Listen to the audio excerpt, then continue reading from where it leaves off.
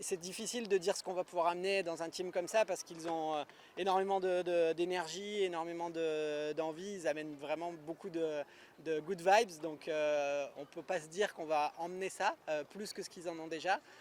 Donc effectivement, ça va plutôt être basé sur mon expérience sur ces bateaux-là. Ça fait un peu plus de 13-14 ans que je navigue sur ces IMOCA. J'ai une bonne expérience des IMOCA à foil. Donc voilà, essayer d'apporter cette expérience-là. Aussi, je pense que la collaboration avec Nicolas va être très fluide parce qu'on fait vraiment partie de la même génération, de la même école du Figaro. Donc voilà, je pense que ça va aussi très bien se passer. Et puis j'ai hâte de naviguer avec Rosie et Will parce qu'encore une fois, ils emmènent vraiment beaucoup d'engagement, de résilience et d'énergie. Et voilà, c'est déjà chouette ces quelques jours qu'on a passés ensemble et j'ai hâte de partir pour l'étape. Non, c'est ce qui est. J'avais envie de rejoindre cette équipe en la regardant déjà sur les réseaux et à la télé parce qu'ils, voilà, encore une fois, ils emmènent énormément d'énergie positive et je sentais de l'extérieur il y avait un esprit vraiment particulier. Et voilà, ça fait 4-5 jours que je suis là et c'est vraiment le cas. C'est une grande famille, c'est vraiment hyper agréable de travailler avec eux. Ça se fait dans une atmosphère vraiment sympa. Et voilà, j'ai l'impression de faire partie déjà de la famille alors que ça fait que quelques jours que je suis là et c'est vraiment chouette.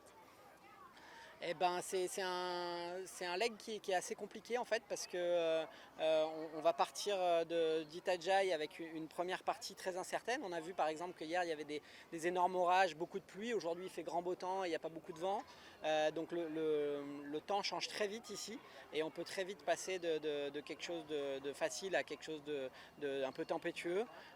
Donc voilà, on va dire les 2-3 premiers jours jusqu'à ce qu'on rejoigne les alizés de l'hémisphère sud vont être assez compliqués. On peut s'attendre à ce qu'il y ait pas mal de changements encore entre ce qu'on commence à voir là et ce qu'on va avoir en réalité. Ensuite, on a ce petit passage dans les alizés de l'hémisphère sud, le long de la côte brésilienne, jusqu'à arriver au moment jusqu'au moment du poteau noir. Alors le poteau noir est plus facile à passer dans ce sens-là que dans l'autre sens. On est plus ouest aussi, donc normalement ça devrait être quelque chose d'assez facile, mais néanmoins on voit bien sur les images satellites que c'est toujours des gros nuages et c'est des moments où il peut se passer beaucoup de choses et on peut perdre beaucoup de terrain.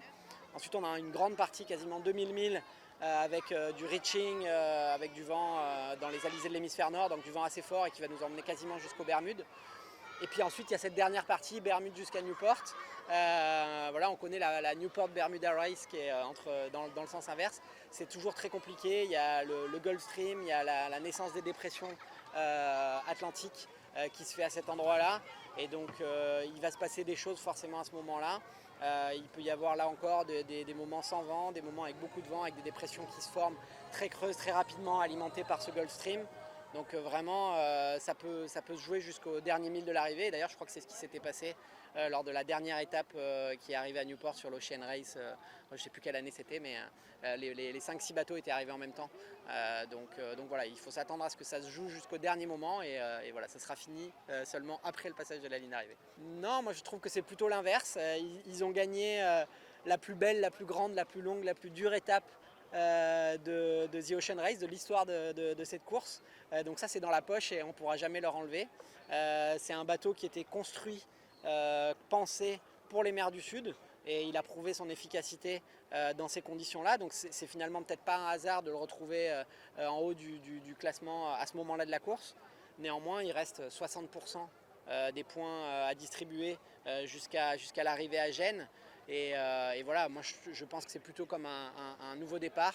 Le bateau, l'équipage est en super forme et maintenant il faut prendre les étapes les unes après les autres, essayer de continuer à progresser sur les points faibles, entre guillemets, en tout cas les endroits où on est un petit peu moins à l'aise que les autres bateaux.